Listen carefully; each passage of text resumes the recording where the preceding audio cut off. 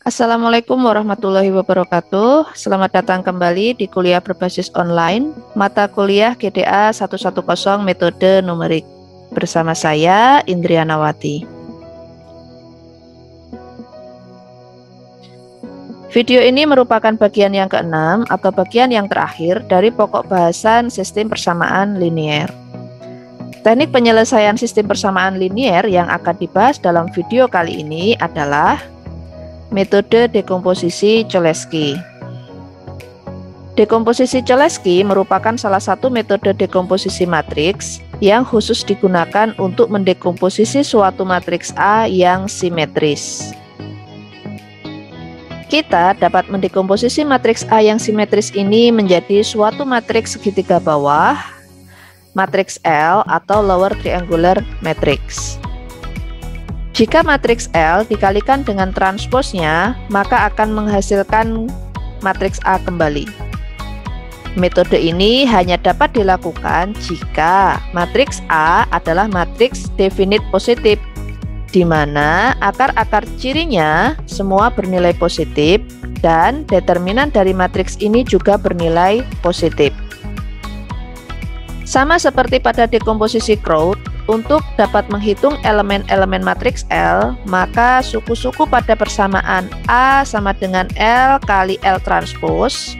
L kali L transpose di sini dikalikan terlebih dahulu, dihitung dan ditetapkan satu sama lain, sehingga akan diperoleh persamaan sebagai berikut. Untuk LKI, ini digunakan untuk menghitung elemen-elemen matriks yang non-diagonal, sedangkan LKK digunakan untuk menghitung elemen-elemen matriks yang diagonal. Untuk memperjelas prosedur dekomposisi Cholesky ini, marilah kita lihat contoh dekomposisi matriks A berikut ini. Di sini ada matriks A berukuran 3 kali 3, 6, 15, 55, 15, 55, 225, 55, 225, dan 979. Yang pertama, kita akan menghitung elemen matriks L yang ini. Jadi berapa nilai L11, L21, L22, L31, L32, dan berapa nilai L33. Untuk memudahkan, maka kita harus menghitung terlebih dahulu urut sesuai kolom, mulai dari kolom pertama, kedua, dan terakhir kolom yang ketiga. Jadi kita akan menghitung urut dari L11, L21, L31, kemudian ke kolom yang kedua L22 dan L32, dan yang terakhir yaitu menghitung L33. Kita akan coba hitung untuk L11. Kita lihat L11 ini merupakan elemen matriks yang diagonal. Maka untuk mendapatkan nilai dari L11, kita menggunakan persamaan yang kedua di sini.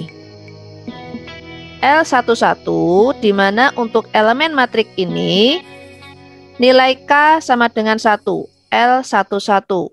Nilainya sama dengan akar dari A11 dikurangi sigma dari LKJ yang dikuadratkan, mulai dari J sama dengan 1 hingga K dikurangi 1. Karena tadi nilai K-nya sama dengan 1, jadi di sini 1 dikurang 1 sama dengan 0, maka suku yang di sini itu nilainya adalah 0. Sehingga diperoleh bahwa L11 sama dengan akar dari A11. Di sini. Dan A11 di sini nilainya adalah 6, maka L11 sama dengan akar 6, yaitu 2,4495. Yang kedua, menghitung L21. L21 di sini merupakan matriks non-diagonal, berarti menggunakan persamaan yang pertama di sini. L21 berarti K sama dengan 2, I sama dengan 1. L21 sama dengan A21 dikurangi. Sama seperti tadi, untuk suku yang di sini nilainya 0. Kenapa? I sama dengan 1, 1 dikurang 1, 0, maka di sini nilainya untuk pembilang hanya tersisa A21 dibagi L11. A21 nilainya 15, L11 nilainya 2,4495. Maka untuk L21 nilainya adalah 15 dibagi 2,4495, yaitu 6,1237. Lanjut, L31. L31 juga merupakan matriks non-diagonal menggunakan persamaan yang pertama. L31 sama dengan A31 dibagi L11. Suku yang di sini sama dengan 0 karena I-nya sama dengan 1. 1 kurang 1, 0. Jadi L31 sama dengan A31 dibagi L11. A31 sama dengan 55. L11 sama dengan 2,4495. Sehingga nilai dari L31 adalah 22,454. Berikutnya, menghitung L22. Ini termasuk elemen matriks yang diagonal. Berarti di sini L22 artinya nilai K-nya sama dengan 2. Maka L22 sama dengan akar dari A22. K-nya di sini 2, berarti 2 dikurang 1, berarti ini dikurangi L21 yang dikuadratkan. Nah, ini adalah nilai atau rumus dari L22. Dimasukkan A22-nya nilainya 55. Maka nilai dari L22 adalah 55 dikurangi. Untuk L21-nya nilainya 6,1237 dikuadratkan. Sehingga nilai dari L22 adalah 4,1833. Oke. Selanjutnya menghitung L32. Ini merupakan elemen matriks yang non-diagonal. Berarti menggunakan rumus pertama, persamaan pertama. L32. Artinya K-nya sama dengan 3, I-nya sama dengan 2. Berarti di sini sama dengan A32 dikurangi. I-nya tadi 2, 2 dikurangi 1, berarti ini dari 1 hingga 1. Dikurangi L21 dikalikan L31 dibagi L22.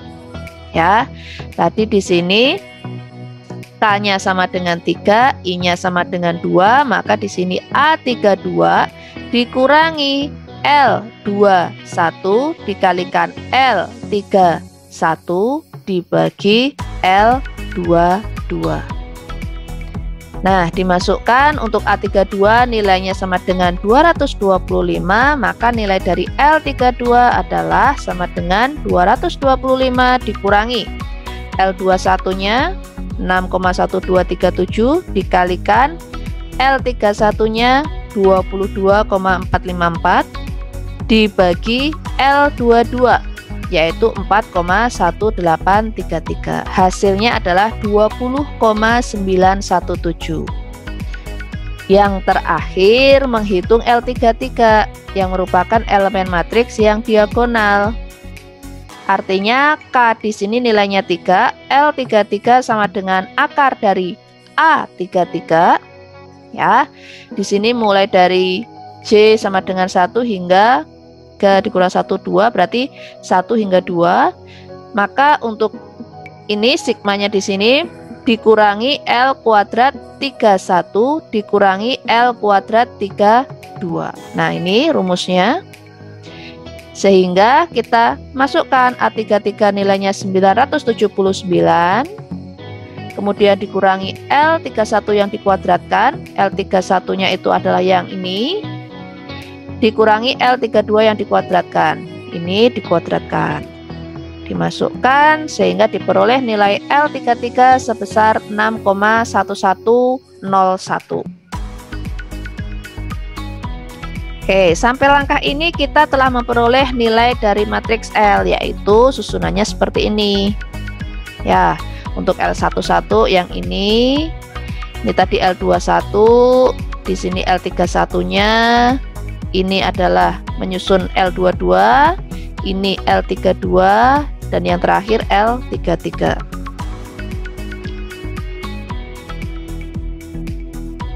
Jika matriks L yang sudah kita peroleh dikalikan dengan transposnya, nah seperti ini, maka nanti kembali lagi nilainya sama dengan matriks A. Ya, untuk matriks L susunannya tadi seperti ini. Untuk L transpose ini adalah yang tadinya nilainya kolom menjadi baris, yang tadinya baris menjadi kolom. Dan di sini terbukti setelah dikalikan hasilnya kembali lagi menjadi matriks A. Dengan demikian, proses dari dekomposisi Cholesky ini telah selesai dilakukan. Mungkin ada yang bertanya, apa manfaat dari dekomposisi Cholesky ini? Dapat dilihat dari contoh yang sederhana di sini.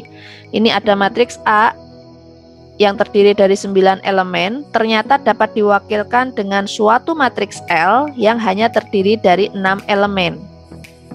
Tentu saja hal ini merupakan penghematan dalam proses penyimpanan data. Jangan dibayangkan bahwa matriksnya hanya berukuran 3x3.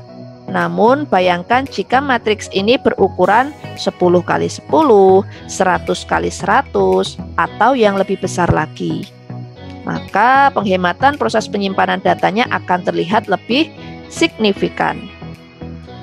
Berikutnya, penyelesaian sistem persamaan linear menggunakan metode dekomposisi Cholesky ini selanjutnya mengikuti prosedur penyelesaian SPL seperti yang telah diterapkan di metode dekomposisi Doolittle atau Crout, di mana ini hasil dekomposisi matriks A yaitu menjadi matriks L dan L transposnya. Kita akan menggunakan matriks L terlebih dahulu untuk memperoleh nilai dari matriks D dari perkalian L kali D sama dengan C. Dengan cara substitusi maju, maka kita akan memperoleh nilai dari matriks D. Selanjutnya, dari nilai matriks D ini digunakan untuk memperoleh nilai dari matriks X dari perkalian transpos matriks L kali matriks X sama dengan D. Nah, X di sini, nilai dari matriks X dapat diperoleh dengan cara substitusi mundur. Demikian pembahasan mengenai bagaimana menyelesaikan sistem persamaan linear dengan metode dekomposisi Cholesky. Semoga bermanfaat dan selamat belajar. Wassalamualaikum warahmatullahi wabarakatuh.